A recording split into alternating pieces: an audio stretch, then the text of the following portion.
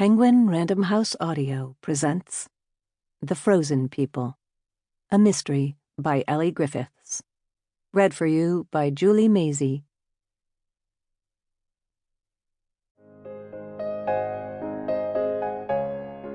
Chapter 1. Ali. Monday, the 9th of January, 2023. Alison Dawson can never cross the Old Kent Road without thinking of Monopoly, the brown square nobody wants. She used to play it with one of her husbands, she can't remember which, offhand. He'd thought it a sexy Ali McGraw, Steve McQueen type of thing, when in reality it had just been a board game played rather self-consciously on the grubby carpet squares of a travel lodge. Hugo. That was the one. None of the others would be mean enough for a travel lodge. It's a grey, unpropitious day, the start of a new year, the old ones still visible in the shape of dying Christmas trees lying in the gutter, awaiting collection, and the words "ho ho ho" in cotton wool on the window of a Turkish barber's shop. It's not a scenic route to work, but Ali hardly notices that anymore. Chicken shacks, vape shops, boarded-up houses, graffiti promising that the second coming is on its way.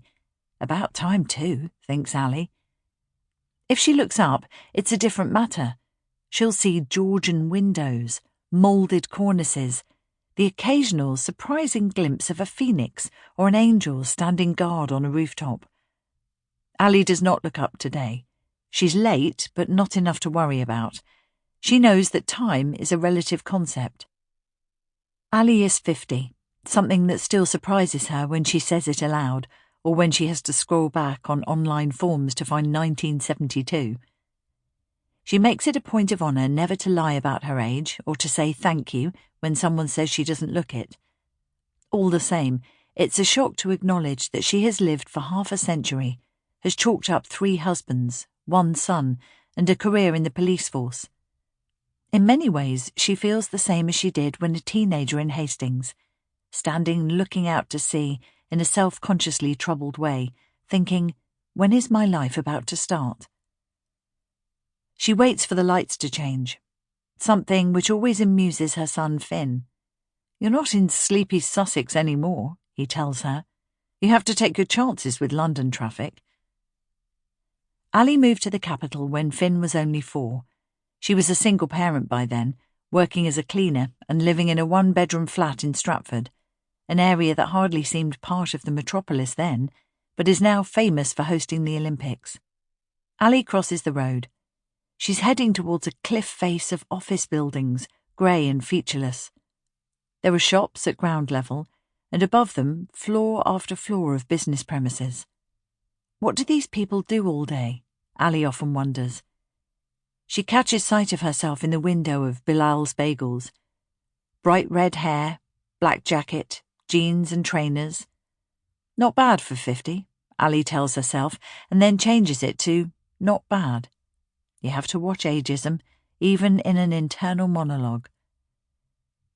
The East End has changed since Ali moved here 27 years ago, but real Londoners, like her colleague John, say the skyline is almost unrecognisable now. The space-age buildings with their homely names, the Gherkin, the Cheese Grater, overshadow the Victorian churches and 60s tower blocks.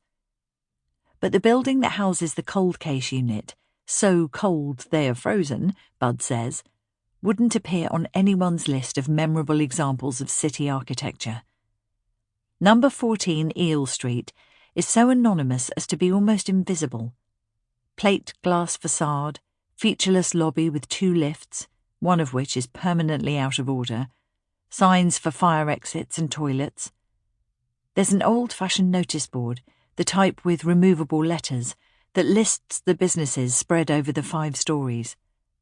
Ali's office, the Department of Logistics, a title that is both weighty and vague, is on the 3rd floor. Ali considers the lift, but pushes open the door to take the stairs.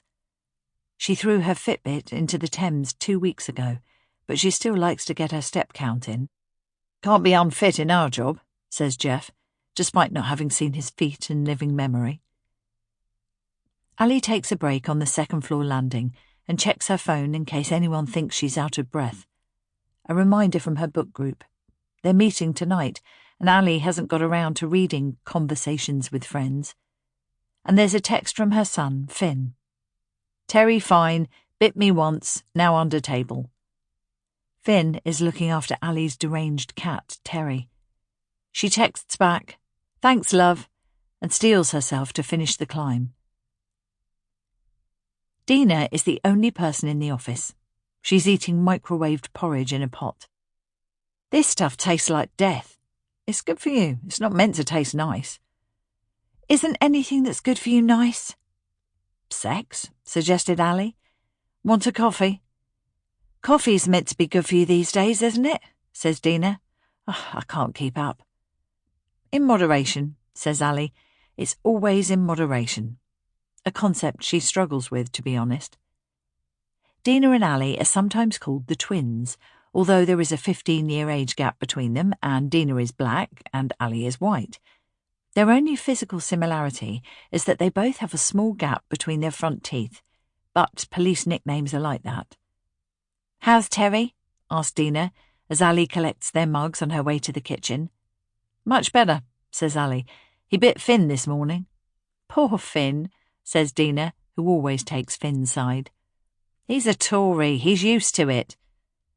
Finn would say that he isn't a Tory, he just works for them. Sometimes that distinction doesn't seem quite enough for Elly. As she waits for the kettle to boil, she washes the cups in a half-hearted way. Sometimes Bud has a real blitz and cleans everything with bleach, which Elly says is more unhealthy than germs. The kitchen is as dreary as everything else in Eel Street. Formica cabinets, chipped tiles, stained sink with only one tap working. But Elly hardly notices because this is home, even down to the poster for a comedy night Bud attended in 2018. He loves stand-up, although amongst the team he is often several minutes behind on a joke. Elly makes the coffee, adding an extra spoonful of Nescafe for herself. She has a serious caffeine habit, and carries the mugs back into the open-plan area. Her desk is at right angles to Dina and faces John. It's a view she's grown used to. John's West Ham water bottle, the underwater mural on the building opposite, the Venetian blinds that are never quite straight. Thanks, says Dina, when Elly puts the mug on her desk, avoiding Tom, the spider plant. Is Jeff in? Elly nods towards the closed door of their boss's office. Should I have made him a coffee? He was here earlier, says Dina. He was asking for you. What did he want? Do you think it's another case? I asked if we were going through the gate again, and he said, it's a fucking 5-bar gate. Jeff swore. Shit. Yeah, I tried to make him put £1 in the swear box, but he pretended not to hear me. Come in, Alison. Jeff waves at the visitor's chair with a lordly gesture that dislodges his world's best boss mug, an ironical present from Elly that she fears was taken literally. Luckily, it's empty. Jeff often misses out on the coffee run. Elly picks the mug up and puts it back in slightly the wrong place, just for the fun of it. Jeff moves it back. Alison, she says, this must be serious. Jeffrey. It's interesting, says Jeff and tries a smile. His husband, Bobby, once told him that smiling releases molecules that fight stress. But in truth, Jeff's face is made for tragedy. All the lines point downwards. Am I going through the gate? Asks Elly. If it's tonight, she won't have to go to book club. It's a different gate, says Jeff. A gate to the 19th century. The 19th century? But that's Tudor times. Do you say these things to annoy me, Alison? Says Jeff. I thought you had a degree in history. I do, says Elly, from Queen Mary's. She waves in the vague direction of the Mile End Road. Then you must know the Tudors were the 16th century, says Jeff. Strictly speaking, the Tudor reign started in the 15th century with the Battle of Bosworth Field in 1485, but Elly doesn't think that Jeff is in the mood to be contradicted. My degree was mostly about the Married Women's Property Act, she says. Did you really say that we're going back to Tudor? Sorry. Sample complete. Ready to continue?